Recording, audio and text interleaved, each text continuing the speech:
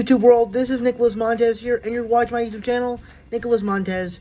Welcome back to another YouTube channel, everybody. I'm so excited to have y'all back here together again. And in today's video, we're going to be doing a Universal Islands of Adventure video, where I'm going to be ranking all, I believe, 8 of the islands at Islands of Adventure. So let's go ahead and get started ranking all 8 of them.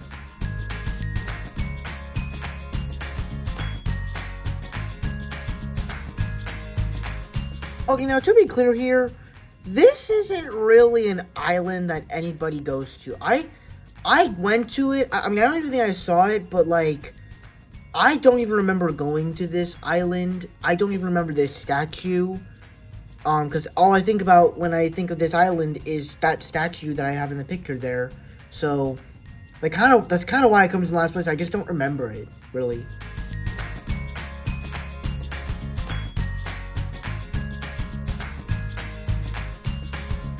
Now, I know what you're thinking. How do you hate the Jurassic Park? How do you hate this land when it has so much to offer with the giant Jurassic Park dinosaur, with the Jurassic Park car and the rides and everything? It's cool to look at. I just can't really ride any of the rides because, number one, the main Jurassic Park ride, it's a water ride, and I don't do water rides. Second, the roller coasters there tend to go upside down, and I just can't do that. So unfortunately, while I like the movie and it's cool, it's a cool place to be in, and it does kind of have some cool food. Besides that, the park, the island itself is not the best place to really do a lot of stuff in.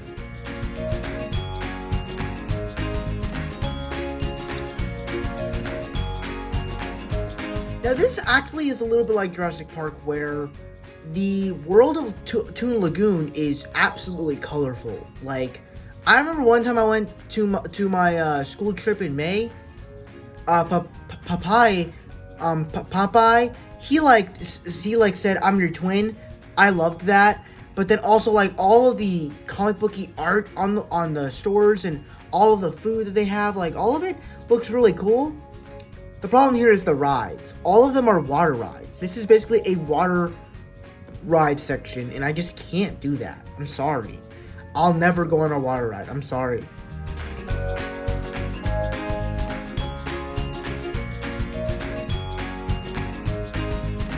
Alright, so this is at least a little better, and it has some of the spark of Toon Lagoon and Jurassic Park, where, you know, it feels like you're walking through London. It feels like you're walking through these places of Harry Potter, and there's some fun to be had with that.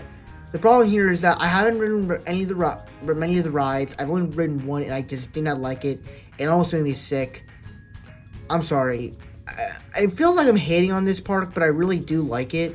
But this one is just also kind of difficult as well.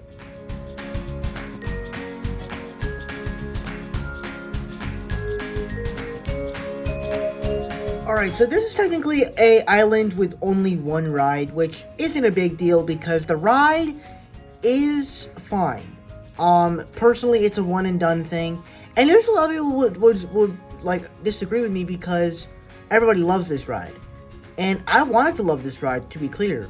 I love the scene where King Kong fights the big T-Rexes, but if I'm being honest, the fact they have to look at 2 streams to do that just kind of lessens the fun out of it.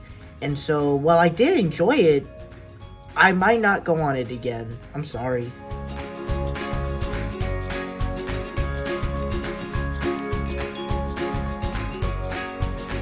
I'm probably thinking, why is the port of entry so high? It's basically just the entrance to the park. Well, that's the best thing about it. You're entering the park. And it like, all the parts, like, all the buildup of entering this park is just great. So, and all the things you get to look at, like even City Walk, all of it is just great. So it's a great place to be in.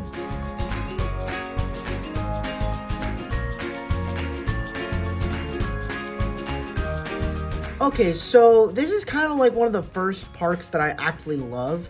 And for me, Suess Landing is definitely one of the parks, is definitely one of the islands I love, as it really just It takes the entire world of Dr. Seuss and just puts it into a theme park, and I absolutely love it. Where you see the little flowers from Horton Hears a Who, where you see the Grinch walking around, you see the Lorax, you see Cat in the Hat. Excuse me. You even have a restaurant with. I remember I went to a restaurant one time because for certain reasons at Universal, and they went to this a restaurant in Suess Landing. It was just real. The food looked really good, and then even the rides there are pretty fun. And overall, it's just a colorful, fun, and just scrumptious place to be in, I guess.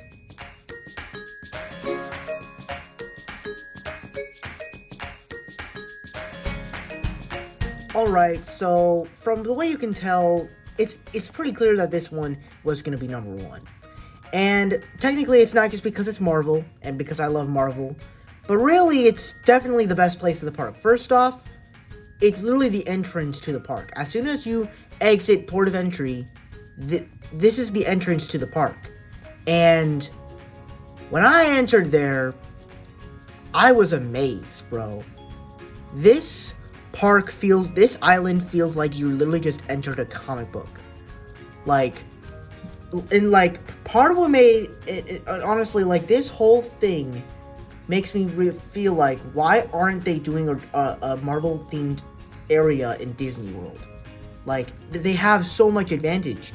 They're using all of the stuff on Disney Plus, telling multiple stories, rushing their stories.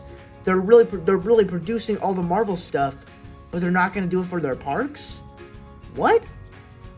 The only Marvel stuff they really have in Disney World is the Guardians of the Galaxy ride and the little Thor thing, but that's for Thor mythology, not the actual Thor Marvel character.